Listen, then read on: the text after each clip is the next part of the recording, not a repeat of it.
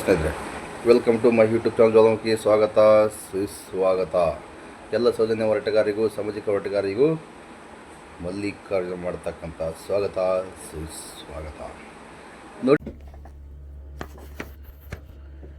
ಹಿಂದೂ ಧರ್ಮದ ದೇವರುಗಳ ಹೆಸರಲ್ಲಿ ಇವತ್ತು ಕೋಟಿ ಕೋಟಿ ಹಣ ಸಂಪಾದಿಸಿ ಆ ಹಣದಿಂದ ಇವರು ಅತ್ಯಾಚಾರ, ಕೊಲೆ ಮಾಡಿಸಿಕೊಂಡು, ಭೂ ಕಬಳಿಕೆ ಮಾಡಿಕೊಂಡು ಇಡೀ ಮನುಷ್ಯತ್ವವೇ ಇಲ್ಲದ ಹಾಗೆ ಸರ್ವಾಧಿಕಾರದಿಂದ ವರ್ತಿಸುವವರು ಕೇವಲ ಡಬ್ಬಿಯ ಹಣದ ಪ್ರಭಾವ. ಈ ಪ್ರಭಾವದಿಂದ ಈ ಕೊಳಕು ರಾಜಕಾರಣಿಗಳು, ಕೊಳಕು ಮಾಧ್ಯಮಗಳು ಅವುಗಳಿಗೆ ಸೇರಿಕೊಂಡಿವೆ ಅಂತ ಹೇಳಿದರೆ, ಇವರು ಯಾವ ಮಾನವೀಯತೆ ಇವರಿಗೆ ಉಂಟು, ಯಾವ ಮನುಷ್ಯ ಧರ್ಮವನ್ನು ಇವರು ನಂಬುತ್ತಾರೆ? ಆದ ಕಾರಣ ನಾನು ಹೇಳುತ್ತೇನೆ, ಇವತ್ತು ನಮ್ಮ ದೇಶ ಹಾಳಾಗುತ್ತಿರುವುದು ಕೊಳಕು ರಾಜಕಾರಣಿ, ಕೊಳಕು ರಾಜಕೀಯ ಪಕ್ಷ, ಸಿದ್ಧಾಂತವಿಲ್ಲದ ರಾಜಕೀಯ ಪಕ್ಷ ಮತ್ತು ಕೊಳಕು ಮಾಧ್ಯಮಗಳು. ಎಲ್ಲಿವರೆಗೆ ಇವರು ತಲುಪಿದ್ದಾರೆ ಅಂತ ಹೇಳಿದ್ರೆ, ಗಡಿ ಪ್ರದೇಶದಲ್ಲಿ ನಮ್ಮ ದೇಶವನ್ನು ಕಾಯುತ್ತಿರುವ ನನ್ನ ಅಣ್ಣ ತಮ್ಮಂದಿರು, ಗೆಳೆಯರು, ಅವರಿಗೆ ಕೂಡ ವಿರೋಧ ದೇಶದವರ ಹೆದರಿಕೆ ಇಲ್ಲ. ನಮ್ಮ ದೇಶದೊಳಗಿನ ಕೊಳಕರದ್ದೇ ಹೆದರಿಕೆ. ನಾನು ಹಾಗೆ ಹೇಳಿದಾಗ ಅದಕ್ಕೆ ಇವರ ಹತ್ರ ಉತ್ತರ ಕೂಡ ಉಂಟು. ನಮ್ಮ ದೇಶದೊಳಗಿರುವ ಮುಸ್ಲಿಮರು ಸರಿಯಿಲ್ಲ, ಕ್ರಿಶ್ಚಿಯನರು ಸರಿಯಿಲ್ಲ ಅಂತ. ಮಹೇಶ್ ಶೆಟ್ಟಿ ತಿಮರೋಡಿ ಕ್ರಿಶ್ಚಿಯನೂ ಅಲ್ಲ, ಮುಸ್ಲಿಮೂ ಅಲ್ಲ ಸ್ವಾಮಿ. ಅವರೊಬ್ಬ ರಾಮನ ಆದರ್ಶದಲ್ಲಿ ಬದುಕುವಂತ ವ್ಯಕ್ತಿ. ಅನ್ಯಾಯ ಆದಾಗ ನ್ಯಾಯಕ್ಕೆ ಹೋರಾಡುವ ವ್ಯಕ್ತಿಯನ್ನು ಇವತ್ತು ದಮನಿಸುತ್ತಿರುವುದು ಯಾವ ಕ್ರಿಶ್ಚಿಯನೂ ಅಲ್ಲ, ಮುಸ್ಲಿಮೂ ಅಲ್ಲ, ರಾಜಕೀಯ ಕೊಳಕು ರಾಜಕಾರಣಿಗಳು, ಕೊಳಕು ಮಾಧ್ಯಮಗಳು. ಅದರಲ್ಲೂ 80% ಹಿಂದೂಗಳು ಅಂತ ಹೇಳುವ ಹಿಂದೂಗಳೇ ಆಗಿದ್ದಾರೆ. ಇಲ್ಲ ಇದ್ರೆ ಇವತ್ತು ಎಲ್ಲಿ ಹೋದ್ರು ಸ್ವಾಮಿ? ರಾಮನ ಆದರ್ಶದಲ್ಲಿರುವ ಒಬ್ಬ ವ್ಯಕ್ತಿಯನ್ನು ಗಡಿಪಾರು ಮಾಡಬೇಕಿದ್ರೆ ಇದಕ್ಕೆ ಡಬ್ಬಿಯ ಹಣದ ಪ್ರಭಾವದಲ್ಲಿರುವ ಕಾಮಂದರು ಅಂತ ಎಲ್ಲರಿಗೂ ಗೊತ್ತಿದ್ದ ವಿಷಯ. ಹೆಣ್ಣು ಮಕ್ಕಳಿಗೆ ನ್ಯಾಯ ಕೇಳಲಿಕ್ಕೆ ಮಹಿಳಾ ಸಮಾವೇಶ ಆಗ್ತದೆ ಅಂತ ಹೇಳುವಾಗ ಅದಕ್ಕೆ ಇಂತಿಷ್ಟೇ ಜನ ಮಿತಿ ಇರಬೇಕು ಅಂತ ಹೇಳಿದವರು ಯಾರು? ಮಿತಿಯಲ್ಲಿ ಜನ ಬರುವಾಗ ಅದನ್ನು ತಮಾಷೆ ಮಾಡಿಕೊಂಡು ಹೋಗುವವರು ಯಾರು? ಕೊಳಕು ನೀವೇ ಅಲ್ವಾ? ನಮಗೆ ಮಿತಿ ಇಲ್ಲದ ಸಮಾವೇಶಕ್ಕೆ ಮಿತಿ ಇಲ್ಲ, ಎಷ್ಟು ಜನ ಬರಬಹುದು ಅಂತ ಹೇಳುತ್ತಿದ್ರೆ ನಾವು ಕೂಡ ಲಕ್ಷ ಜನ ನಮ್ಮವರು ಬರುತ್ತಿದ್ರು. ಇದನ್ನು ತಿಳಿದುಕೊಳ್ಳಬೇಕು. ಯಾಕೆಂದ್ರೆ ನಮಗೆ ಒಂದು ಕಾನೂನು ಅಡಿಯಲ್ಲಿ ಇಂತಿಷ್ಟೇ ಜನಗಳು ಸೇರಬೇಕು ಅಂತ ಹೇಳಿದ ಕಾರಣ ನಾವು ಆ ಕಾನೂನಿಗೆ ಗೌರವ ಕೊಟ್ಟಿದ್ದೇವೆ. ನಾವು ಇವತ್ತಿಗೂ, ಹಿಂದೆಯೂ, ನಾಳೆಯೂ. ಸ್ನೇಹಿತರೆ, ನಿನ್ನೆ ಕಿರಿಕೀರ್ತಿ ಅಲಿಯಾಸ್ ಕಾಗೆ ಶಂಕರಘಟ್ಟ ಇವರು ಕೊಂದವರು ಯಾರು ಟೀಮಿನ ಬಗ್ಗೆ ಹವಾಯಿಗಳನ್ನು ಕಾರಿ ಮಾತುಗಳನ್ನು ಹೇಳಿದ್ದಾನೆ. ಅದಕ್ಕೋಸ್ಕರನೇ ನಾನು ಈ ವಿಡಿಯೋ ಮಾಡ್ತಕ್ಕಂಥದ್ದು. ನೋಡಿ, ಕೊಂದವರು ಯಾರು ಎಂಬುವ ಸಮಾವೇಶವನ್ನು ಬೀದಿಯಲ್ಲಿ ಯಾಕೆ ಮಾಡ್ತೀರಿ? ಕೊಂದವರು ಯಾರು ಎಂಬುದು ಸಮೀರ್ಗೆ, ಗಿರೀಶ್ ಮಟ್ಟಣ್ಣನವರಿಗೆ, ಮಹೇಶ್ ತಿಮರೋಡಿಯವರಿಗೆ, ಜಯಂತ್ ಟಿ ಅವರಿಗೆ ಮತ್ತು ವಿಠಲ್ ಗೌಡ್ರಿಗೆ ಗೊತ್ತಿದೆ. ಅವ್ರನ್ನೋಗಿ ಕೊಳ್ಳುಪಟ್ಟಿ ಹಿಡಿದು ಕೇಳಿ ಅಂತ ಹೇಳ್ತಾವನಲ್ಲ ಈ ಬುರುಡೆ ಗ್ಯಾಂಗಿನ ಸದಸ್ಯ, ಅಂದರೆ ಬುರುಡೆ ಮಾಧ್ಯಮದ ಸದಸ್ಯ. ಮೇಲ್ನೋಟಕ್ಕಲ್ಲ, ಪಕ್ಕ ಕಾಮಂದನ ಏಸಿಗೆ ಹಣನೋ, ಏಸಿಗೆನೋ, ಲಂಚನೋ, ಪಂಚನೋ ತಿಂದಿರ್ತಕ್ಕಂಥವನು ಈಗ ನಿನ್ನೆ ಬಂದು ಮಾತಾಡ್ತಕ್ಕಂಥದ್ದಕ್ಕೆ ಬಲವಾದ ಸಾಕ್ಷಿ ಇದೆ. ಏನು ಗೊತ್ತಾ? ಅವ ಇನ್ನೊಂದು ಆಡಿಯೋ ವೈರಲ್ ಆಗಿತ್ತು. ಏನು ಗೊತ್ತಾ? ಏನೋ ಸಾಲನೋ ಏನೋ ಸೋಲನೋ ವಾಟ್ ಎವರ್, ದುಡ್ಡಿನ ಅಭಾವದಿಂದಾಗಿ ಅವಯ್ಯ ಇಷ್ಟು ದಿನ ವಿಡಿಯೋ ಮಾಡ್ತಿದ್ದಿಲ್ಲ ಎಂಬುದು ಮೇಲ್ನೋಟಕ್ಕೆ ಕಾಣ್ತಾ ಇದೆ. ಆಲ್ಮೋಸ್ಟ್ ನಿನ್ನೆ 11 ಗಂಟೆವರೆಗೆ ಪೇಮೆಂಟ್ ಡನ್ ಆಗಿರಬಹುದು. ಕಾಮಂದನ ಕಡೆಯವರಿಂದ ಪೇಮೆಂಟ್ ಆಗಿರ್ಬೋದು. ಅದಕ್ಕೋಸ್ಕರನೇ ಕೌಂಟ್ರ್ ಕೊಡಲಿಕ್ಕೋಸ್ಕರನೇ ಕೊಂದವರು ಯಾರು ಟೀಮಿನ ಬಗ್ಗೆ ಅವಹೇಳನಕಾರಿ ಮಾತಾಡ್ತಕ್ಕಂಥದ್ದು ಮೇಲ್ನೋಟಕ್ಕೆ ಕಾಣ್ತಾ ಇದೆ. ನೋಡಿ ಸ್ನೇಹಿತರೆ, ಕೊಂದವರು ಯಾರು ಎಂಬುದನ್ನು ಸಾಮಾಜಿಕ ಸೌಜನ್ಯ ಹೋರಾಟಗಾರರನ್ನು ಕೇಳುವುದರ ಬದಲು ನೀನೇನು ಹೇಸಿಗೆ ತಿಂದಿದ್ದಲ್ಲಪ್ಪ ಕಾಮಂದನನ್ನು ಹೋಗಿ ಕೇಳು. ಕೊಂದವರು ಯಾರು ಎಂಬುದನ್ನು ಅವರ ಹತ್ರ ಕೇಳಿದ್ರೆ ಸರಿಯಾದ ಉತ್ತರ ಸಿಗಬಹುದು ನಿನಗೆ. ಇದರ ಬಗ್ಗೆ ನಿಗಾ ಇಟ್ಟು ಮಾತಾಡೋ ಲೋಫರ್, ಲಫಂಗ, ಸೌಜನ್ಯ ಕೇಸಲ್ಲಿ ಸಂತೋಷ್ ರಾವೇ ಇರ್ತಕ್ಕಂಥದ್ದು ಕೋಟಿ ಕೊಟ್ಟು ಅವನು ಬಿಡಿಸ್ಕೊಂಬಂದ್ರು ಅಂತ ಹೇಳ್ತಾ ಇದೆಯಲ್ಲ ಲಫಂಗ, ಲೋಫರ್. ಸೌಜನ್ಯಳ ಅತ್ಯಾಚಾರ ಕೊಲೆ ಆಗುವುದರ ಮುಂಚಿತವಾಗಿಯೇ ಸಂತೋಷ್ ರಾವನ್ನು ಅರೆಸ್ಟ್ ಮಾಡಿದ್ರು ಎಂಬುದನ್ನು CBI ತನಿಖೆಯಲ್ಲಿ ಸಾಬೀತಾಗಿದೆ. ಇದನ್ನು ತಿಳ್ಕೊಳ್ಳು ಲೋಫರ್. ಪೊಲೀಸರಿಗೆ ಅನಾಚಾರ ಕೊಲೆ ಸುಲಿಗೆ ಮಾಡಬಾ ಅಂತ ಕರ್ಕೊಂಬಂದು ಬಿಟ್ಟಿದ್ರೇನೋ ಲೋಫರ್. ಇದನ್ನು ತಿಳ್ಕೊಳ್ಳೋ ಮೊದಲು. ಮತ್ತೆ ಹೇಳಿದೆ, ಮೈಸೂರಿನ ಚಿಕ್ಕ ಕೆಂಪಮ್ಮನ ಬಗ್ಗೆ ಸಮೇತ ನೀನು ಮಾತಾಡಿದೆ. ಚಿಕ್ಕ ಕೆಂಪಮ್ಮ ಉಲ್ಟಾ ಹೊಡೆದ್ಲು ಅಂತ. ನೆವರ್. ಸುಜಾತಾ ಭಟ್ ಅಲ್ಲ ಕಣೋ ಲೋಫರ್. ಚಾಕ್ಲೇಟ್ಗೆ ಮೊಬೈಲಿಗೆ ಆಸೆ ಪಡ್ತಕ್ಕಂಥ ಮಹಿಳೆ ಅಲ್ಲ ಅವಳು ಹೇಳಿರ್ತಕ್ಕಂಥದ್ದು. ಆ ಮೇಡಮ್ಮ, ಆ ಮಹಿಳೆ ಹೇಳಿರ್ತಕ್ಕಂಥದ್ದು ಏನು ಗೊತ್ತಾ? ಅದೇ ಥರನ ಹುಡುಗಿನ ನೋಡಿದ್ದೆ. ಇವಳು ಸೌಜನ್ಯಳೋ ಬೇರೆ ಯಾರೋ ನನಗೆ ಗೊತ್ತಿಲ್ಲ. ಆ ನಮ್ಮ ಸಂಬಂಧಿಯಾದ ಇಂಥ ಹುಡುಗಿ ಥರ ಇವರು ಇದ್ಲು ಎಂದು ಹೇಳಿರ್ತಕ್ಕಂಥದ್ದು. ಉಲ್ಟಾ ಹೊಡೆದಿಲ್ಲ ಲೋಫರ್. ಫಸ್ಟ್ ತಿಳ್ಕೊಳ್ಳೋ ಮುಟಾಳ ಶಿಖಮಣಿ.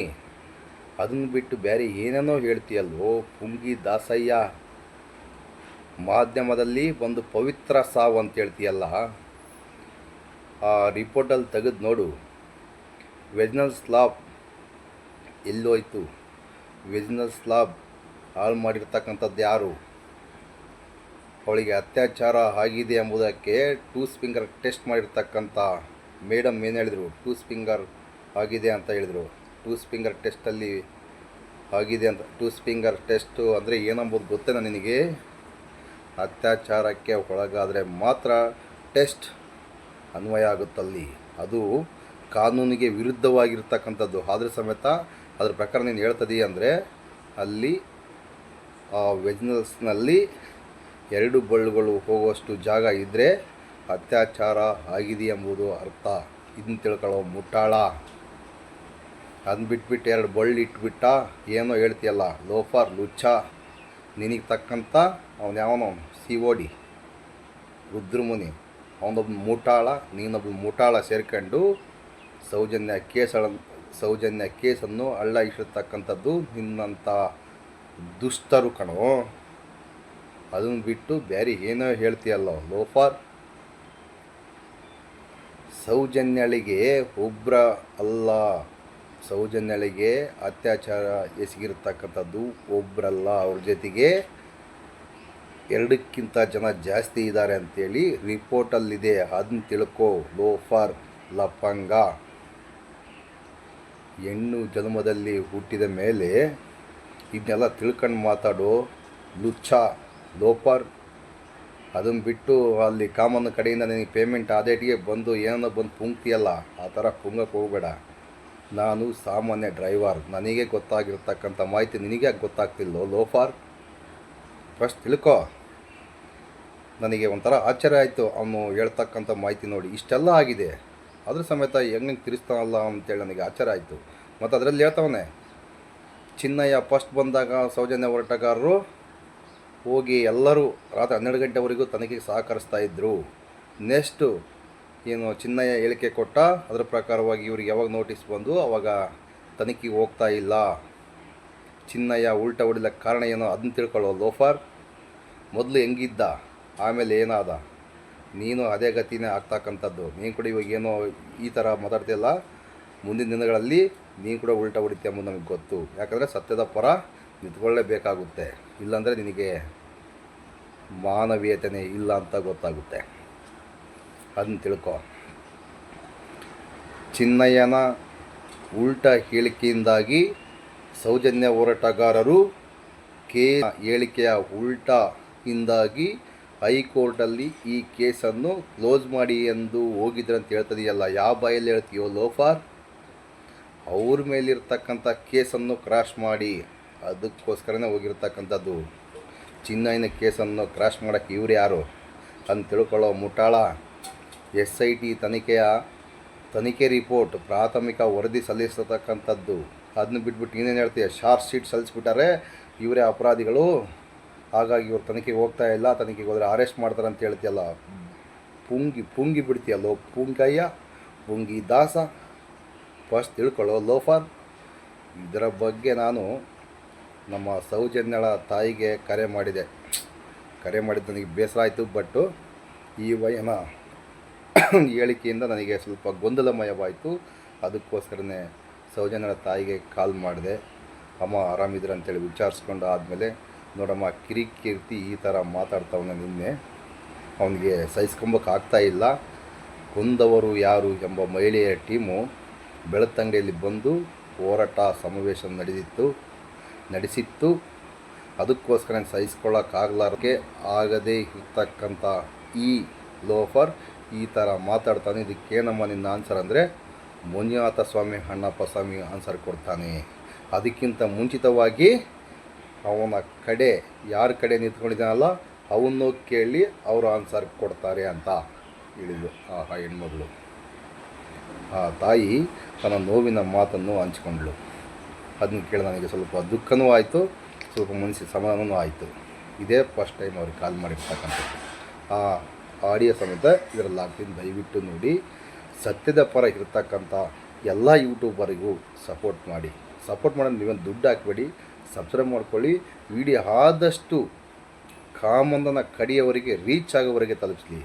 ಅಕಸ್ಮಾತ್ ನಮ್ಮ ಚಾನಲ್ಗೆ ರಿಪೋರ್ಟ್ ಮಾಡಿ ಇಲ್ಲ ನಮ್ಮ ಚಾನಲ್ ಮೇಲೆ ನೋಟಿಸ್ ಅದು ಕೊಟ್ಟು ಹಾಳಾಗಿ ಹೋದರೂ ಪರವಾಗಿಲ್ಲ, ನಮಗೆ ಸತ್ಯಾಂಶ ಹೊರಗೆ ಬರಬೇಕು, ನ್ಯಾಯ ಹೊರಗೆ ಬರಬೇಕು. ಇದೇ ನಮಗೆ ಬೇಕಾಗಿರ್ತಕ್ಕಂಥದ್ದು. ಈಗ ಸೌಜನ್ಯಳ ತಾಯಿಯ ಆಡಿಯೋ ಆಗ್ತಾಯಿದೆ, ದಯವಿಟ್ಟು ಕೇಳಿಸ್ಕೊಳ್ಳಿ, ನಿಮ್ಗೆ ಅರ್ಥ ಆಗುತ್ತೆ. ಆ ತಾಯಿಯ ನೋವು ಏನೆಂಬುದು ನಿಮ್ಗೆ ಅರ್ಥ ಆಗುತ್ತೆ. ಈಗಲೂ ಸಮೇತ ದೇವರನ್ನೇ ನಂಬಿರ್ತಕ್ಕಂಥದ್ದು, ಅದೇ ಮಂಜುನಾಥ ಸ್ವಾಮಿ ಅಣ್ಣಪ್ಪ ಸ್ವಾಮಿಯನ್ನೇ ನಂಬಿರ್ತಕ್ಕಂಥದ್ದು. ಇಷ್ಟೆಲ್ಲ ಆದರೂ ಸಮೇತ ನಮ್ಮ ಹಿಂದೂ ದೇವಾಲಯವನ್ನು ನಾವು ಯಾವತ್ತೂ ಬಿಟ್ಕೊಡೋದಿಲ್ಲ, ಆ ದೇವರು ನಂಬ್ತೀವಿ ಎಂಬುದು ಆ ಮಹಿಳೆಯ ಹಾಡಿದು. ಈ ಹಾಡಿಯ ದಯವಿಟ್ಟು ಕೇಳಿಸ್ಕೊಳ್ಳಿ. ನಮಸ್ಕಾರ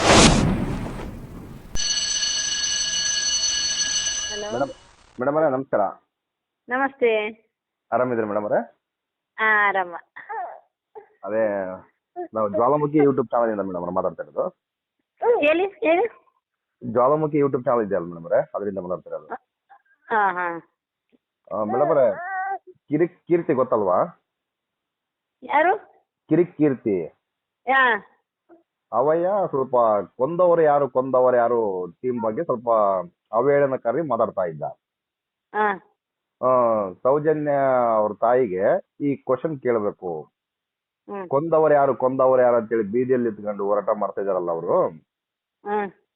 ಈಗ ಮಹೇಶ್ ಅಣ್ಣನಿಗೆ, ಗಿರೀಶ್ ಅಣ್ಣನಿಗೆ, ಮತ್ತೆ ವಿಠಲ್ ಗೌಡ್ರು ನಿಮ್ ತಮ್ಮ ಅವ್ರಿಗೆ, ಮತ್ತೀಗ ಇವರು ಸಮೀರ್, ಇವ್ರಿಗೆಲ್ಲ ಗೊತ್ತಿದೆಯಲ್ಲ, ಅವ್ರನ್ನ ಎದೆ ಪಟ್ಟಿ ಹಿಡ್ಕೊಂಡು ಕೇಳಿ ಕೊಂದವರು ಯಾರಂತ ಅವ್ರಿಗೆ ಗೊತ್ತಿದೆ. ಅವ್ರು ಹೇಳ್ತಾರೆ. ಅದನ್ನೆಲ್ಲ ಬಿಟ್ಟು ಬೀದಲ್ಲಿ ಯಾಕೆ ಹೋರಾಟ ಮಾಡ್ತಿದ್ದಾರೆ, ಸಂತೋಷ್ ರಾವ್ನ ಕೋಟಿಗಟ್ಲೆ ಕೊಟ್ಟು ಯಾಕೆ ಬಿಡುಗಡೆ ಮಾಡಿದ್ರು, ಆ ತರ ಕ್ವಶನ್ ಕೇಳ್ತಾ ಇದ್ರು.